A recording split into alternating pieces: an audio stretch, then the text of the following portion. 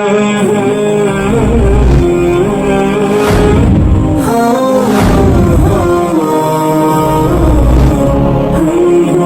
اللہ تعالی علی خیر خلقہ محمد وآلہ واصحابہ اجمعین اما بعد فاعوذ باللہ من الشیطان الرجیم بسم اللہ الرحمن الرحیم والذین جاہدوا فینا لنہدینہم سبلنا وإن اللہ لمع المحسنین وقال علیہ الصلاة والسلام كل أمتي يدخلون الجنة إلا من أبى قيل من يأبى يا رسول الله قال من أتاني فدخل الجنة ومن عصاني فقد أبى أو كما قال عليه الصلاة والسلام. بہت ہی مبارک ہے آپ حضرات کا آنا. اللہ تعالیٰ آپ حضرات کی آمد کو بے انتہا قبول فرمائے. لیکن جس مبارک کام کے لیے ہم آئے ہیں وہ مبارک کام اتنا عظیم ہے کہ اللہ تعالیٰ شانہ نے اس کو سمجھانے کے لیے 1.25 لاکھ انبیاء کرام یا 2 لاکھ انبیاء کرام بھیجے اور آخر میں تمام انبیاء کے سردار سید الاولین والآخرین حضرت محمد الرسول اللہ صلی اللہ علیہ وسلم کو مبعوث فرمایا. آپ صلی اللہ علیہ وسلم نے زندگی کی ایک سانس اس کام کے لیے وقف کیے. ان کی قربانی کے نتیجے میں یہ امت وجود میں آئی ہے. جب تک امت اس کام کو نبوت کے مزاج پہ کرتی رہی دنیا میں سرخرو رہی, سر بلند رہی, باعزت رہی اور ساری دنیا اس کی خدمت کرتی رہی. لیکن جب سے امت نے اس کام کو کام ہی نہیں سمجھا اور جو کام کر رہے ہیں وہ بھی کام سمجھ کر نہیں کر رہے ہیں, جو کر رہے ہیں کام سمجھ کے نہیں کر رہے ہیں. کام آدمی جس کو سمجھتا ہے اس کے لیے رات دن ایک کر دیتا ہے, رات بھر پلان بناتا ہے, دن بھر اپنے کو تھکاتا ہے.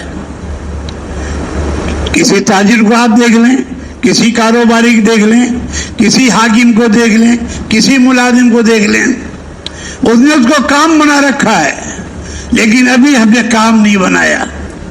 ابھی تو ہم ثوابی لوگ ہیں, برکت والے لوگ ہیں. موقع ہو تو کر لو, فرصت ہو تو کر لو, جی چاہے تو کر لو, ماحول ہو تو کر لو, لیکن ابھی کام نہیں بنایا. اس کے باوجود ان کا کرم ہے, ان کا فضل ہے کہ ہم کو کام میں لگائے ہوئے ہیں. ہمیں کام والا کہا جا رہا ہے حالانکہ ہم کام والے نہیں ہیں. کام والے صحابہ تھے.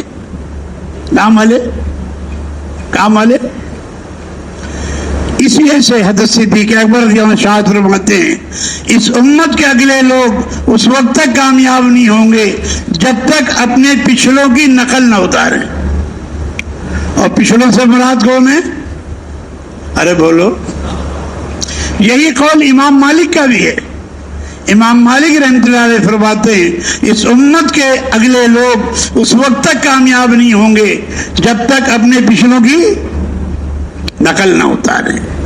نقل ایمان میں بھی ہے, نقل عبادت میں بھی ہے, نقل اللہ کی معرفت میں بھی ہے, نقل اللہ کے دھیان میں بھی ہے, نقل حضور والے اخلاق میں بھی ہے اور نقل حضور والے اخلاص میں بھی ہے. ابھی آپ کو غور کرنا ہوگا ہمارے ایمان میں اور صحابہ کے ایمان میں کیا فرق ہے.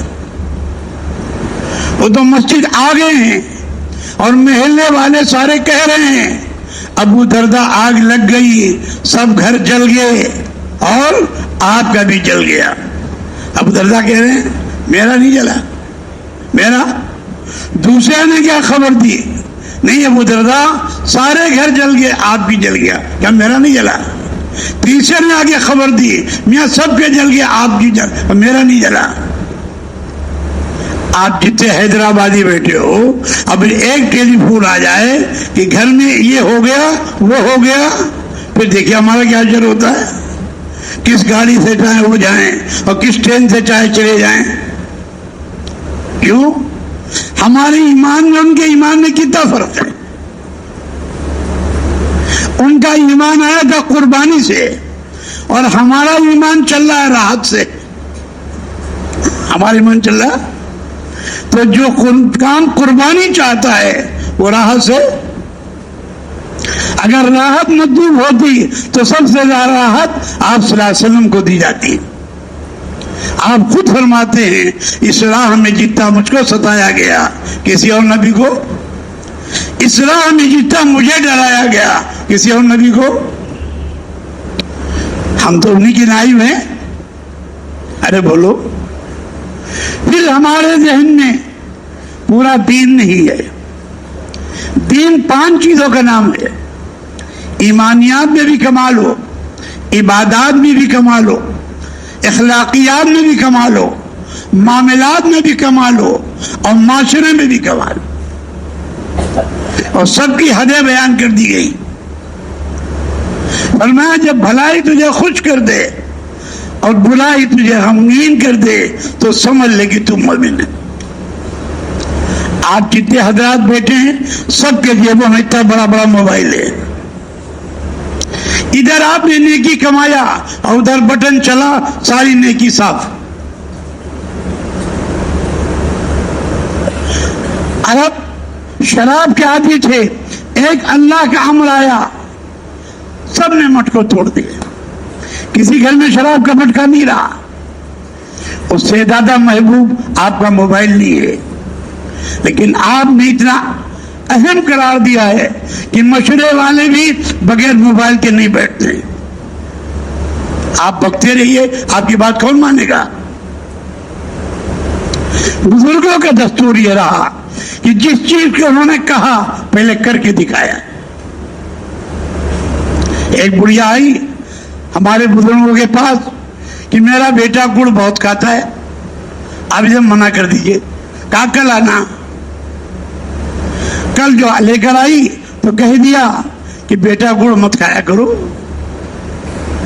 اس بڑھیا نے کہا حضرت یہ بات تو کل آپ بھی کہہ سکتے تھے.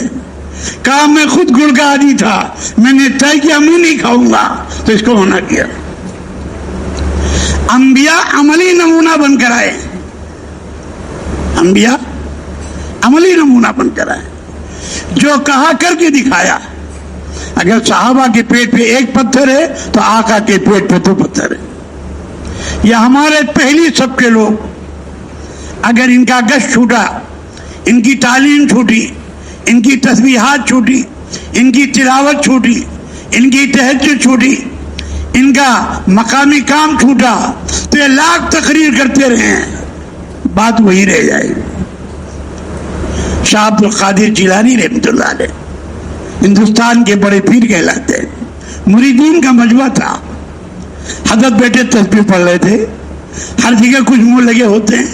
کہا حضرت اس مقام پر بھی آپ تسبیح پڑھ رہے ہیں؟ کہا اسی تسبیح سے تو مقام ملا، اس کو کیسے چھوڑ دوں؟ وہ مقامی کام جس کو ہم نے چھوڑ رکھا ہے، جس کو ہم نے ہلکا سمجھ رکھا ہے، اور جس کو ہم نے طاق پہ رکھ رکھا ہے، اس کی برکت سے آپ یہاں ہیں. آپ جائزہ لے لیں.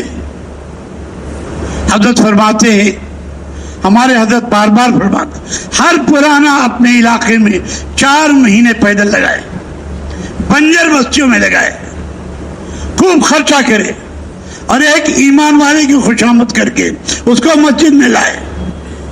اگر ہمارے پرانے اپنی تحصیلوں میں، اپنے اضلاع میں، اپنے علاقوں میں پیدل 4 مہینے لگائے ہیں، بتاؤ ہر ماحول بدلے گا نہیں بدلے؟ یہ بنیادی چیز ہے. تقریر کام نہیں ہے، کام ہے. کام سے کام زندہ ہوگا، تقریر سے تقریر زندہ ہو جائے گی. یہ اتنا مجمع جو آیا ہے یہ اپنے اپنے اضلاع میں اپنے ایمان کا محتاج بن کر، اپنے ایمان میں کمال پیدا کرنے کے لیے اپنی مسجد کی جماعت بنا کر اپنے اطراف کے چکر لگائے تو آپ کے آنسو نہیں رکیں گے. امت کی جو بدحالی ہے، امت کی جو بدحالی ہے. ہم یہاں خوش ہوتے ہیں، وہ ہمارے آنسو نکلیں گے. کتنی لڑکیاں ہمارے ہاتھ سے نکل گئی، کتنے نوجوان ہمارے ہاتھ سے نکل گئے، کتنے گھرانے ہمارے ہاتھ سے نکل گئے. ہم مجمع کو دیکھ کر خوش ہوتے ہیں، لیکن کتنا مجمع ہمارے ہاتھ سے چلا گیا. اور اس سے بڑے غضب کی بات ہے یہ بڑے بڑے موبائل ہم لڑکیوں کو دے رہے ہیں, اپنے گھر میں خود آگ لگا رہے ہیں, اپنے گھر میں خود آگ لگا رہے ہیں. اور اس کا جو نقصان ہو رہا ہے آپ کی آنکھوں کے سامنے ہے, اور کوئی طاقت آپ کو گناہ سے نہیں بچا پائے گی جب تک آپ اس کے گھروں سے نہیں نکال دیں, اپنی جیبوں سے نہیں نکال دیں گے, اپنے ہاتھوں سے نہیں نکال دیں گے. اس لیے کہ آنکھ, جہاں آنکھ کا گناہ ہوا زبان کا گناہ ہو جائے گا, جہاں زبان کا گناہ ہوا کان کا گناہ ہو جائے گا, اور جہاں کان کا گناہ ہوا دماغ کا گناہ ہو جائے گا, اور جہاں دماغ کا گناہ ہوا وہی دل کا گناہ ہو جائے گا. اور دل گنہگار ہو گیا تو آپ کے اعضاء گناہ سے نہیں بچ سکتے. دل بادشاہ, شیطان آپ کو تھپکی دے رہا, میں کیا حرج ہے, ارے اسی حرج کہتے ہوئے فرض بھی نکل جاتے ہیں, فرض نکل جاتے. تو بنیادی چیز اپنے ایمان کا روزانہ جائزہ لیں کہ ہمارا ایمان کتنا بڑا ہے. پھر عبادت کا جائزہ لیں. عبادات ایسی عبادت ہو, دو ہی اس کے درجے ہیں, ان تعبد اللہ کأنک تراہ, ایسی عبادت کرو کہ ہم اللہ کو دیکھ رہے ہیں. حضرت علی کرم اللہ جو خود ارشاد فرماتے ہیں ایمان کیا ہے کہ ہم اپنی آنکھوں سے اللہ کو دیکھ رہے ہوں, کہ اگر اللہ سامنے بھی آ جائیں تو اس کے بعد ہمارے ایمان میں نہ کمی ہو نہ زیادتی ہو. اور آخر درجے کی نماز ہے وَإِن لَمْ تَكُنْ تَرَاهُ فَإِنَّهُ يَرَاكَ. جب ہماری نماز صحیح ہوگی تو ہماری زندگی صحیح ہوگی. نماز جتنی اچھی ہوگی اتنا ہی ہماری زندگی اچھی ہوگی. من اقامها اقام الدین ومن هدمها هدم الدین. حدیں بیان کر دی گئی. اگر حد پہ ہم نہیں ہیں, اس سے نیچے ہیں, تو ہم خطرے میں, ہم خطرے میں. ابھی تو ایمان اور عبادت اسی کے لالے پڑے ہوئے ہیں. معاملات تو اتنے خراب ہیں کہ بھائی بھائی کا دشمن ہے, باپ بیٹے کا دشمن ہے, میاں بیوی کا دشمن ہے, پڑوسی پڑوسی کا دشمن ہے, پیر مرید کا دشمن ہے, طالب استاد کا دشمن ہے. یہ کیوں ہے؟ صحابہ کرام ایسے تھے جیسے شیر و شکر ہوتے ہیں, رحماء بینہم, ان کی صفت بیان کی گئی. وہ بھوکے رہ کر کھلاتے تھے, وہ پیاسے رہ کر پلاتے تھے, وہ جاگ کر لوگوں کو سلاتے تھے. ہم بچا ہوا مال بھی نہیں خرچ کرتے, باہر سے کما کے لے آئے, بڑے شہروں میں مکان بنا لیا, ماں باپ بوڑھے دیہاتوں میں مر رہے, ان کا حال لینے والا نہیں, تڑپ رہے ہو. معاملات کی تو خرابی ہے. حالانکہ آپ نے یہی فرمایا میری امت کا مسکین کون ہے؟ صاحب نے کہا رسول اللہ جس کے کھانے کا ٹھکانہ نہ ہو, رہنے کا مکان نہ ہو. کہا نہیں, میری امت کا مسکین وہ ہوگا اتنی نیکیاں کر کے آئے کہ پہاڑ پہ رکھ دو پہاڑ دب جائے, لیکن کسی غیبت کی ہے, کسی کی زمین نبائی ہے, کسی کو پیسہ دبایا ہے, کسی بہتان لگایا ہے, کسی کو کچھ کہا ہے, کسی کو گھوڑا ہے, اور کسی کو تکلیف پہنچائی ہے. یہ سارے حقدار آئیں گے اور اس کی نیکیاں لے اڑیں. جب اس کی نیکیاں ختم ہو جائیں گی تو ان کے گناہ اس پہ لاد دیے جائیں گے اور منہ کے بل گھسیٹ کے جہنم میں ڈال دیے. یہ ہے مسکین. دنیا میں اللہ والا مشہور تھا, تبلیغ والا مشہور تھا, بڑا پرانا مشہور تھا, لیکن تم چائے لے آؤ, تم پانی لے آؤ, تم یہ سامان لے آؤ, تم یہ لے آؤ, پیسے دیتے نہیں. وہ بیچارہ ایک دو دفعہ آیا, آگے چھٹی کر لیتا ہو, سامنے نہیں پڑتا, پتہ نہیں اس کی جیب میں پیسے ہی نہیں ہیں, تو یہ سامان لے آؤ. پرانے پن کی علامت یہ ہے دوسروں کو آرڈر دینا. ہمارے ایک دوست نے کہا, کیا کہا, اپنا رکھ دوسرے کا چک, اپنا رکھ دوسرے کا چک. اور صحابہ کی شان یہ تھی اپنا سب کچھ لگاتے تھے. آپ کے گھر میں کوئی مہمان آیا سب سے پہلے گھر میں پوچھتے تھے گھر میں کچھ ہے, وہاں سے جواب آتا تھا یا رسول اللہ صلی اللہ علیہ وسلم پانی کے علاوہ کچھ نہیں. پھر آپ صحابہ کو ترغیب دیتے تھے. اور صحابہ کی شان یہ ہے کہ 3 دفعہ آپ نے ترغیب دی, ایک ہی انصاری صحابی کھڑے ہوئے, کہا تینوں آ جاؤ, تو اکیلا آیا. اور اس کے گھر کا حال یہ ہے کہ اتنا ہے کہ بچے کھا سکیں, نہ بیوی کے لیے کچھ ہے نہ اپنے لیے کچھ ہے. فرمایا دسترخوان لگا دینا, میں نماز پڑھ کے آؤں گا, مہمان کھا لے گا, میں منہ چلاتا رہوں گا, اور تم چراغ درست کرنے کے بہانے سے بجھا دینا. ادھر یہ عمل ہو رہا ہے مدینے میں, اور ادھر حضور پہ آیت اتر رہی ہے یؤثرون علی انفسہم ولو کان بہم خصاصہ. ان کا عمل ہمارے لیے تلاوت بن رہا ہے, اور ہمارا عمل ہمارے ساتھوں کو دور کر رہا ہے. کوئی چاہنے والا مل گیا, آئیے آئیے آئیے, اور کوئی نیا بھول جاؤ, ہٹو پیچھے چلو, آگے سے آگے. یہ ہمارا حال ہے. حالانکہ نئے سے نئے آدمی کو حضور ممبر چھوڑ کر جا رہے ہیں بالکل کنارے, اور اسے ایمان کی دعوت دے رہے ہیں, اور پہلے دن تشکیل کر رہے ہیں کہ کون سی ہجرت کرو گے, بات تھا, ارے بولو کہ بادیا کرو گے. پہلا دن ابھی ایمان لایا ہے, اور پہلے دن تشکیل ہو رہی ہے بادیا بات تھا. کتنی عمر ہو گئی حیدرآباد والوں کو؟ 23 ضلع ہیں, ہر ضلع کا ایک آدمی یہاں مستقل ہے. تو بتاؤ آپ کے حیدرآباد کا کام آگے بڑھے گا نہیں بڑھے گا؟ ارے بولو. حضرت سے لوگ آدمی مانگا کرتے تھے, نظام الدین سے آدمی بھیجیے. 12 حضرت ماہینام صاحب نے فرمایا یہاں لوگ مرتے تو ہیں, کوئی آتا تو ہے نہیں, کس کو بھیج دیں؟ اگر ہر صوبے والے ایک ایک آدمی ضلع سے دیتے رہے جو مستقل یہاں رہے, کوئی مشکل کام ہے؟ ارے بولو, ارے کوئی مشکل کام ہے؟ حضرت بار بار کہتے کام کو سیرت پھیلاؤ, کام کو سیرت پھیلاؤ. سیرت کا کیا مطلب؟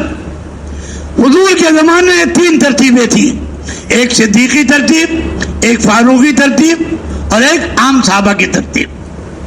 صدیقی ترتیب پوری جان پورا مال, فاروقی ترتیب آدھی جان آدھا مال.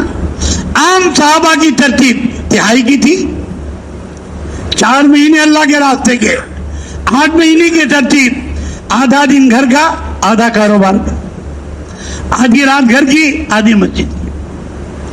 جب تک اس ترتیب پر ہم نہیں آئیں گے اور اسی طریق پر نہیں آئیں گے جو طریقہ آپ نے قائم فرمایا, نہ ہم بدلیں گے, نہ امت بدلے گی, نہ اللہ کی مدد آئے گی. اللہ کی مدد کے لیے حضور کا طریقہ طے ہے, اور آپ نے جو طریقہ قائم کیا وہ مکہ جہاں سے آپ نکالے گئے تھے اور آپ نے روتے ہوئے چھوڑا تھا, اللہ نے اس کام میں اتنی طاقت رکھی ہے, اسی کام کی برکت سے اللہ نے فاتحانہ داخل کیا. ارے کیا نہیں کیا؟ لیکن ہمارا حال کیا ہے؟ ہم 4 قسموں میں بٹے ہوئے ہیں. ایک طبقہ وہ ہے جو ماحول کی وجہ سے کام میں لگا ہوا ہے. مسجد میں کام ہے تو بیٹھ گئے, نہیں ہے تو. مسجد میں تعلیم ہو رہی تو بیٹھ گئے, نہیں ہے تو. مسجد میں گشت ہو رہا شریک ہو گئے, نہیں ہے تو. حضرت با یوسف رحمۃ اللہ علیہ, اللہ ان کی قبر کو دور سے منور فرمائے, فرمایا کرتے تھے پورے عالم کے مسلمان اگر ماحول کے دین پہ آ جائیں تو اللہ کی مدد ان کے ساتھ ہی ہو. کیوں ماحول ہوگا تو کریں گے, اور نہیں ہوگا. انہوں نے اللہ کے لیے کچھ نہیں کیا, ماحولیت کیا. اور ایک طبقہ وہ ہے جو خواہش کی بنیاد پہ لگا ہوا ہے, جی چاہا بیٹھ گیا, جی چاہا نہیں بیٹھے, جی چاہا چلے گئے, جی چاہا نہیں گئے, جب چاہا چلے گئے, جب چاہا نہیں گئے. تو حضرت فرماتے تھے اگر خواہش کی بنیاد پر پوری امت دعوت میں لگ جائے تو اللہ کی مدد ان کے ساتھ. ان کا کوئی کام اللہ کے لیے ہے نہیں, خواہش کے لیے. اور ایک فرماتے تھے مجبوری والا دین. کون سا دین؟ اس نے جس کام میں ہاتھ لگایا اس کام میں اسے نقصان ہوا تو اس نے والا تبلیغ والے بڑے اچھے ہیں, بڑھیا کپڑا پہنتے ہیں، جب پوچھو الحمدللہ کہتے ہیں، جب دیکھو مسکراتے ہیں اور ہر وقت دعوت دیتے رہتے ہیں. تو ان کا حال ٹھیک ہے تبھی تو مجبوراً یہاں آیا. چلو انہی سال لگے شاید کام بن جائے. تو اس کا کام بن جائے گا تب بھی چھوڑ دے گا، اور نہیں بنے گا تب بھی چھوڑ دے گا. پھر لوگوں نے پوچھا حضرت کون سے لوگ ہیں جن کے ساتھ اللہ کی مدد ہے؟ تو حضرت نے فرمایا ان کے ساتھ اللہ کی مدد ہے جو اس کام کو اللہ کا امر سمجھ کے کریں. یہ مشورہ اللہ کا امر ہے، یہ تعلیم اللہ کا امر ہے، یہ گھر گھر جانا اللہ کا امر ہے، لوگوں کی خوشامد کرنا اللہ کا امر ہے، اور لوگوں کو مسجد میں لانا اللہ کا امر ہے. آپ سیرت پڑھتے جائیے اور مسجد نبی صلی اللہ علیہ وسلم کا منظر دیکھتے جائیے. 13 سال مکے کے اور 10 سال مدینے کے. آپ اس ترتیب پہ اپنی زندگی لے آئے، مکی مدنی ترتیب پر سارے عالم کی کامیاں آپ کا قدم چومیں گی، لیکن اس میں ذرہ برابر کمی اور زیادتی نہ کریں. اس لیے آپ کو اپنے معاملات بھی ٹھیک کرنے ہوں. معاملات میں اتنا محتاط رہیں، اس لیے کہ اما جان حضرت عائشہ رضی اللہ تعالیٰ عنہ نے اتنی بات کہہ دی حضرت صفیہ رضی اللہ عنہ کے بارے میں. وہ یوں ہیں، ناٹک کی تھی. آدمی ناٹک کہہ دیتا ہے. آقا نے فرمایا اے عائشہ تو نے وہ عمل کیا ہے کہ اگر 7 سمندر میں ڈال دیا جائے تو سب زہر آلود ہو جائیں. ہماری عادت پڑی ہے کالے کو کلوا، بدھ کے دن پیدا ہوا بدھو، جمعہ کے دن پیدا ہوا جمن، لنگڑے کو لنگڑا، اندھے کو اندھا، کانے کو کانا. ہاں، اور کیا کہتے ہیں؟ ہم تو حقیقت حال بیان کر رہے ہیں. حقیقت حال بیان کرنا ہی غیبت ہے. اور جس کو حضور فرماتے ہیں الغیبت اشد من الزنا، اگر وہ برائی نہیں ہے تو وہ بہتان ہے، اور بہتان اس سے بھی زیادہ سخت ہے. اس وجہ سے سب سے زیادہ صدیق اکبر رضی اللہ عنہ اپنی زبان کو کھینچا کرتے تھے اور کہا کرتے تھے آدمی پیر سے اتنا نہیں پھسلتا جتنا زبان سے پھسلتا ہے. اور کہا کرتے تھے کہیں تیری وجہ سے جہنم میں جانا نہ پڑے. اسی کے ساتھ ساتھ تقوی کی 2 بنیادیں ہیں، عقل حلال، صدق مقال، سچ بولنا اور حلال کھانا. صدیق اکبر رضی اللہ عنہ کے پیٹ میں 1 لقمہ حرام کا چلا گیا، اور جب پتہ چلا شدت بھوک میں کھایا تھا، پانی پی پر اس طرح نکالا اور فرمایا اگر میری موت کے ساتھ نکلتا تو ہم اس کو نکالے. لیکن حرام لقمے سے حرام پھول بنتا ہے، اور حرام پھول سے حرام گوشت بنتا ہے، اور حرام گوشت جنت میں. پھر ہمارے معاشرے کا حال ہے، ہم اپنی بچیوں کو کالجوں میں ڈال لیں، اپنے بچوں کو کالجوں میں ڈال لیں. جس عورت کو بغیر محرم حج میں نہیں بھیجا سکتا، بڑھیا کھوسٹ پپلی ہو گئی، اور بغیر محرم کے اگر جائے گی تو گناہ کرتی ہوئی جائے گی، گناہ کرتی ہوئی جائے گی. ہم نوجوان لڑکیوں کو کالجوں میں ڈھول. اب بتاؤ جب آپ نے اپنی نوجوان لڑکیوں کو خود جہنم میں ڈھونک رکھا ہے تو آپ کا معاشرہ کیسے ٹھیک ہوگا؟ صحابہ کے زمانے میں بھی کسرا و قیصر تھے، ان کی تہذیب تھی، لیکن ایک کو بھی صحابہ نے ان کے پاس نہیں بھیجا. سب کو گھر میں تعلیم دی. یہ گھر کے 5 جو مستورات کے بتائے جاتے ہیں، اور حضرت نے کل بار بار کہا اتنی جماعتیں بناؤ کہ ہر گھر میں داخل ہو جائیں، اور کوئی مشکل کام نہیں ہے. یہ عملہ اگر اپنے دل پہ ٹھان لے تو روزانہ جماعت نکل سکتی. اور کارگزاری ہم نے بہت سنی آپ کی، 2 سال کی کارگزاری بہت کمزور، بہت کمزور ہے. کہیں 4 کا اضافہ ہے، کہیں 10 کا اضافہ ہے، کہیں 15 کا اضافہ ہے. 2 سال کی محنت اور اضافہ 10 5 20 کا، مکاتیب کے بھی، مستورات کی جماعت کا بھی، اور علماء تو آپ کے بھرے ہوئے ہیں. آپ کی جماعت تو ہر ہفتے سال کی بن سکتی ہے، اور جن کے 2 سال ہو چکے ہیں ان کو دوسرے سال کی بن سکتی، جن کو 3 سال ہو چکے ہیں ان کے تیسرے سال کی بن سکتی. آپ پوری امت کے ذمہ دار ہیں، آپ آندھرا کے نہیں ہیں. ایک ایک امتی پوری امت کا ذمہ دار ہے، اور پوری امت ایک ایک فرد کی ذمہ دار ہے. آپ ذمہ داری کو ادا کرتے رہیں، واٹس ایپ چھوڑ دیں، اخبار پڑھنا چھوڑ دیں، قرآن کی عادت ڈال لیں. قرآن میں اولین و آخرین کا علم موجود ہے.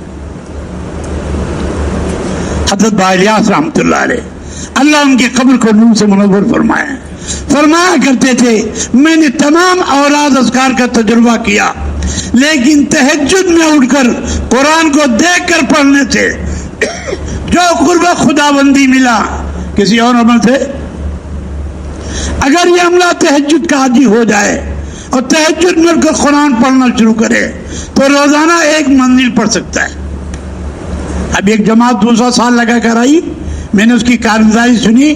انہوں نے کہا سال میں ہم نے 110 قرآن پڑھے، کسی نے کہا ہم نے 60 قرآن پڑھے، کسی نے کہا ہم نے 50 قرآن پڑھے. جب قرآن کا شغف آپ میں ہو جائے گا، اللہ سے بات کرنے کی عادت پڑ جائے گی، تو مخلوق سے بات کرنے کی آپ کو فرصت نہیں ہوگی. مخلوق سے دل اس لیے لگا ہوا ہے کہ خالق سے تعلق نہیں. خالق سے تعلق ہوگا انفرادی دعوت سے، خالق سے تعلق ہوگا قرآن کی تلاوت سے، خالق سے تعلق ہوگا اذکار کی پابندی سے. پھر تسبیحات نہ تو ہم چلتے ہوئے پڑھیں، نہ دوڑتے ہوئے پڑھیں، اور نہ وہ آلہ سے پڑھیں. تسبیح لیں اور مسجد کا کونا پکڑیں. قرآن قطعاً موبائل میں نہ پڑھیں، یہ قرآن کی بے ادبی ہے. قرآن کے احترام آپ کے دل سے نکل چکا ہے.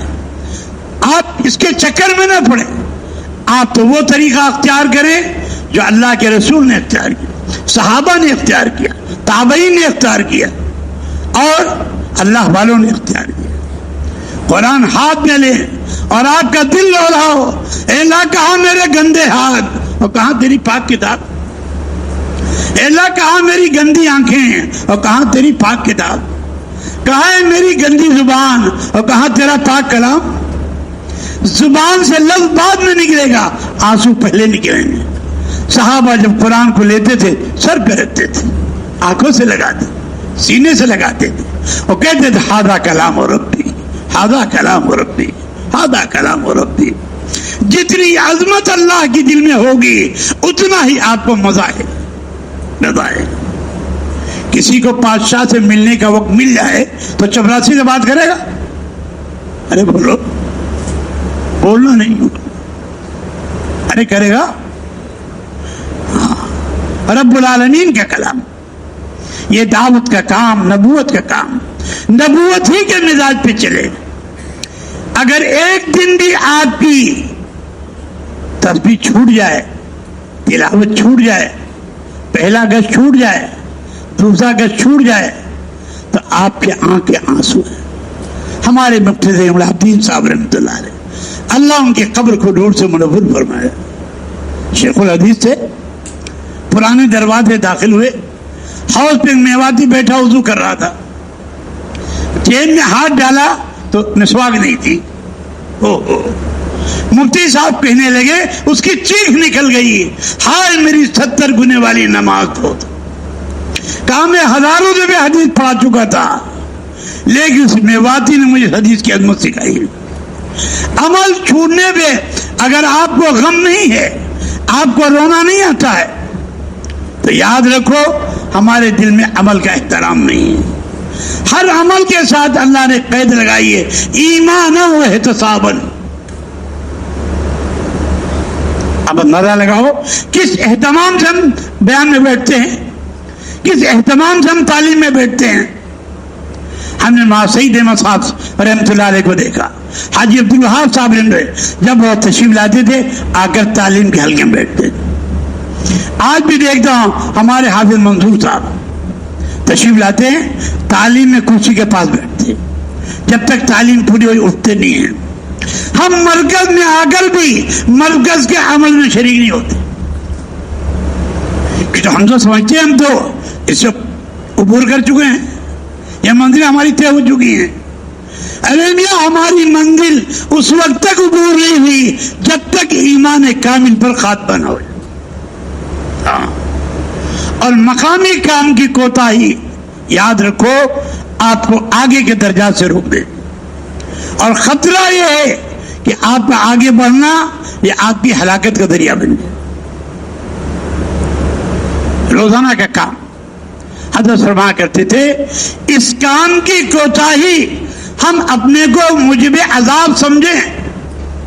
عبداللہ بن رواحہ اگر آدھا دن نہیں گئے تو آپ نے کیا فرمایا؟ صحابی رسول ہیں، بڑے بڑے صحابی. تمہاری جماعت تم سے 500 برس پہلے جنت میں جائے گی، تم 500 برس پیچھے رہے. یہاں جماعت بنا دی، چلو میں آتا ہوں، اور نہیں گئے، جماعت ٹوٹ گئی. اس کی سزا کون بھگتے گا؟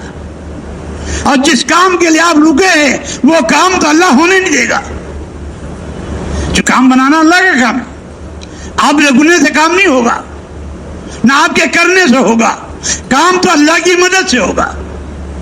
جب آپ اللہ کے کام کے لیے قدم اٹھائیں گے، حضرت حذیفہ کی طرح کہ سردی میں سکڑ رہے ہیں اور ادھر چلے تو سردی گرمی میں بدل گئی، ناکامی کامیابی میں بدل گئی.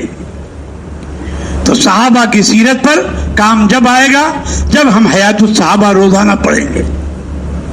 علماء بھی اور پرانے ذمہ دار بھی اور ہم کا ہر کام کرنے والا. بار بار پڑھو، بار بار پڑھو، اتنا پڑھو کہ کسی صحابی کی نقل پر آپ کی زندگی آ جائے. حضور کیا فرماتے ہیں؟ الصحابی کالنجوم بعینہم اقتدیتم اہتدیتم. جس کی تم اقتدا کرو گے.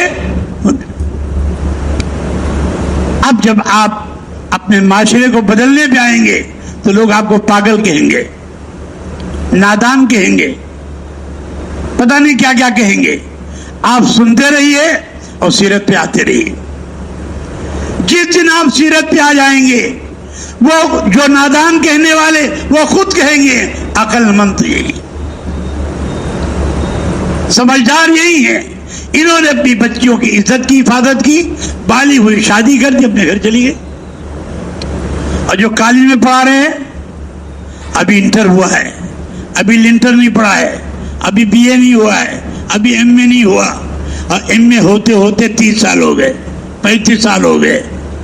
اب کوئی رشتہ نہیں آ رہا ہے کہ حضرت دعا کیجیے. وہ حضرت کی دعا سے رشتہ آ جائے گا؟ یہ دادی کو کون لے جائے گا؟ شادی آدمی خانے آبادی کے لیے کرتا ہے، بربادی کے لیے نہیں کرتا ہے. اس وجہ سے اپنے معاشرے کو بدلیے اور دین میں اپنی کامیابی یقین کیجیے. علم جو سیکھنے کا اللہ نے فرض کیا ہے وہ قرآن حدیث ہے. فن آخری درجے کی بات ہے، ہم فن منع نہیں کرتے، لیکن فن جب سیکھیے جب آپ کے ایمان میں کمال ہو، آپ کی عبادت میں کمال ہو، آپ کو اللہ کی معرفت حاصل ہو. اور جہاں اللہ کا حکم چھوٹے اسے چھوڑ دیجیے، جہاں نبی کا طریقہ چھوٹے اسے چھوڑ دیجیے. وہ کیجیے جو اللہ کا امر ہے، وہ کیجیے جو اللہ کے نبی نے کر کے دکھایا ہے. ساری کامیاب کے قدموں کے نیچے آئے، ساری دنیا دیکھتی رہے گی، کیونکہ ساری عزتیں اللہ کے ہاتھ میں. اللہ نے اعلان کر دیا العزت للہ ولرسولہ وللمؤمنین. نہ عزت ملک میں ہے، نہ مال میں ہے، نہ دولت میں ہے، نہ حکومت میں ہے، نہ سامانوں میں ہے، نہ چیزوں میں ہے، نہ ڈگریوں میں ہے. وَأَنْتُمُ الْأَعْلَوْنَ إِن كُنتُم مُؤْمِنِينَ. سربلندی اور کامیابی تمہارے لیے ہے شرط کہ تم مومن ہو. ایمان میں کمال پیدا کرو، عبادات میں کمال پیدا کرو، اور اپنے ساتھیوں کے ساتھ محبت کے ساتھ سب کو جوڑو، سب سے جوڑو اور سب کو جوڑو. حضرت عمر رضی اللہ تشریف لے گئے، نگرانی کیا کرتے تھے؟ آج ہمارے پرانی نگرانی نہیں کرتے، بچوں کو دوڑا دیتے. وہ راتوں رات نگرانی کرتے تھے. ایک گھر میں داخل ہو گئے، وہ شراب بھی پی رہا تھا اور ناچ بھی ہو رہا تھا، لیکن وہ بھی صحابی ہے. انتقام المومنین، ہم سے ایک غلطی ہوئی، آپ سے 3 غلطی ہوئی. آپ پیچھے سے آئے، دروازے نہیں آئے، بغیر اجازت آئے اور آپ نے تجسس کیا اور تینوں کو اللہ نے منع کیا. اس بات پر حضرت عمر اتنا روئے. عبداللہ مسعود کہتے ہیں کہ آپ نے منہ پہ کپڑا رکھ لیا کہ آواز باہر نہیں. بہت دنوں تک صحابی نہیں آئے، ڈرتے ڈرتے بہت دنوں کے بعد آئے تو سب سے پیچھے بیٹھے. جب سارے معاملے صاف ہو گئے تو ایک آئے قریب. حضرت عمر نے بلایا، آؤ. کہا کان میرے قریب لاؤ. کیا بات؟ کہا وہ جو منظر میں نے دیکھا تھا آج تک کسی سے نہیں کہا. یا تو کسی ساتھی کی ذرا کچھ معلوم ہو جائے، معلوم ایک چھٹاک ہے، ہم ایک بن کر کے بیان کرتے ہیں. میں سنا فلاں صاحب، ارے دیکھا اس کا اشتہار کہاں دیا گیا، کس حدیث قرآن سے آپ لائے؟ اشتہار میں مٹی ڈالنے کا حکم، چھپانے کا حکم. زانی زنا کر کے آیا ہے اور اقرار کر رہا ہے اور آپ چاہتے اس کا زنا ثابت نہ ہو، اس میں حد سب ثابت نہ ہو، برائی پہ مٹی ڈال دو. ہاں چھپاؤ اسے. تو صحابی نے کہا امیر المومنین اپنا کان میرے قریب پیجیے. کیا ہوا؟ کہا اس دن سے میں نے بھی نہیں پی.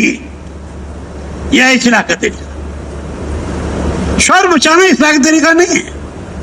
ہاں اپنے ساتھیوں سے لاکھ غلطیاں ہو جائیں، کوئی فرشتوں کی جماعت وہاں ہے نہیں.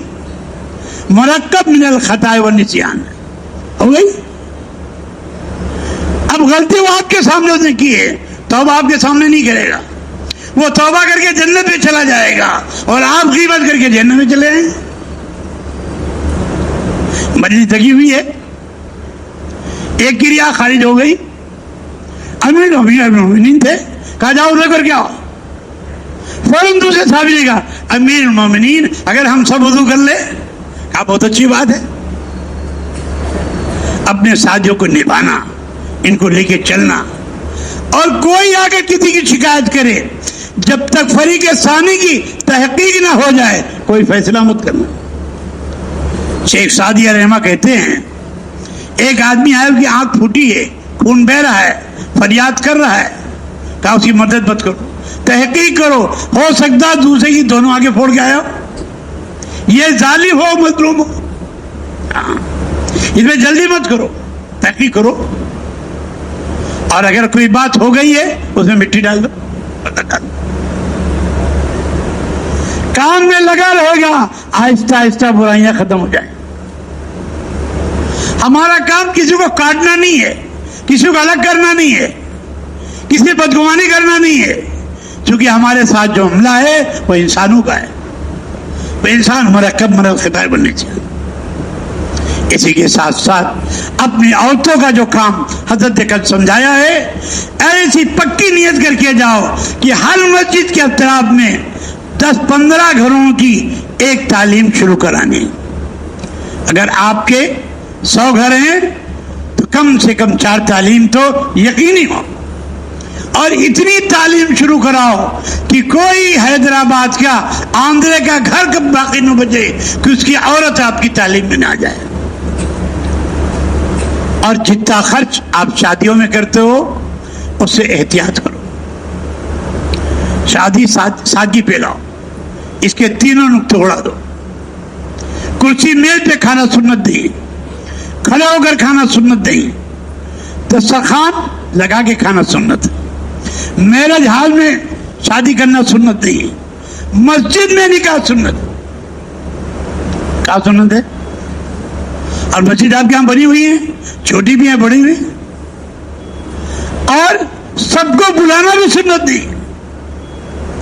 حضرت عبد الرحمن کا مال آپ سب جانتے ہو، نکاح کر کے آئے، ظہر میں حضور نے دیکھا زعفران لگا ہوا ہے. کہا عبد الرحمن کا شادی کی ہے؟ جی حضور کو بھی نہیں پتا. اگر کوئی شادی کر لے امام کو نہ بتائے تو منہ فراق بڑھ جائے. کیا مصیبت نہیں بھائی، شادی ہے، ہو گئی. حضور نے ان سے فرمایا اولم ولو بشادی، آپ کے یہاں اتنی ڈشیں تیار ہوتی ہیں کہ اس ڈش میں میرے خیال سے عالم کے کونے کونے میں جماعت جا سکتی. ہمارے مفتی زین العابدین صاحب انہی کے قصے ہیں, انہی سے سنا. ایک صاحب تشریف لائے اور شادی کا کارڈ لے کر آئے. حضرت نے فرمایا جو کارڈ بانٹتے ہیں ان کی ہمیں شادی میں نہیں جاتا. پھر پوچھا کتنا خرچ کرو گے؟ کہا 50 لاکھ. تو حضرت نے فرمایا 50 لاکھ کی جماعت میں آپ کو بھیج دیں؟ کہ یہ تو نہیں ہو سکتا, ہم نے کمایا ہے شادی میں خرچ کرنے کے لیے, ہم نے اللہ کے راستے میں لگانے کے لیے کمایا ہی نہیں. حالانکہ صحابہ کا سب سے زیادہ مال اللہ کے راستے میں خرچ ہوا ہے. اس لیے آپ سب نیت کرو جو ہم نے کمایا ہے اسے اللہ کے راستے میں لگائیں گے اور پورے عالم میں انشاءاللہ جائیں گے. اب یہ بتاؤ جو ہم نے 3 ترتیبیں آپ کو بتائی ہیں, صدیقی ترتیب پہ آنے کے لیے کون تیار ہے؟ ہاتھ نہیں, کھڑے ہو کے بتاؤ. صدیقی ترتیب, پوری جان پورا مال. اور یہ خالی کھڑا ہونا نہیں ہے, اس کی ترتیب بنا کر لسٹ بنا کر یہاں دو, کب کون آئے گا, کب کون آئے گا. اور اس ترتیب میں یہ ہے کہ جب ضرورت ہو آپ مشورے سے جا سکتے ہیں, اور جب مشورہ ہو جائے پھر آ سکتے ہیں, ضرورت پڑی آگے بیٹھ جاؤ. اللہ آپ سب کو قبول فرمائے. اور فاروقی ترتیب پہ آپ پہلے سے تیار ہیں؟ ارے فاروقی ترتیب پہ کون کون تیار ہے؟ آدھی جان آدھا مال. یہ ہاتھ نہیں اٹھاتے, ہاتھ اٹھانے سیاسی لوگوں کا کام, خود کھڑا ہونا کام. خود کھڑے ہو کے بتاؤ, ہاتھ اٹھائیں, یہ سیاسی لوگوں کا کام, یہ سیاسی کام نہیں ہے, یہ سیرت والا کام. ارے کرو گے انشاءاللہ, اور یہ نیت کرو انشاءاللہ عالم کے کونے کونے میں مردوں کی جماعت بھی بھیجیں گے, مستورات کی جماعت بھی بھیجیں گے, اور علماء کو بھی انشاءاللہ بھیجیں گے. اللہ آپ سب کو قبول فرمائے, بے انتہا قبول فرمائے, آپ کی نسلوں کو قبول فرمائے, اور اللہ تعالیٰ آپ سب کو پوری امت کی ہدایت کا ذریعہ فرمائے.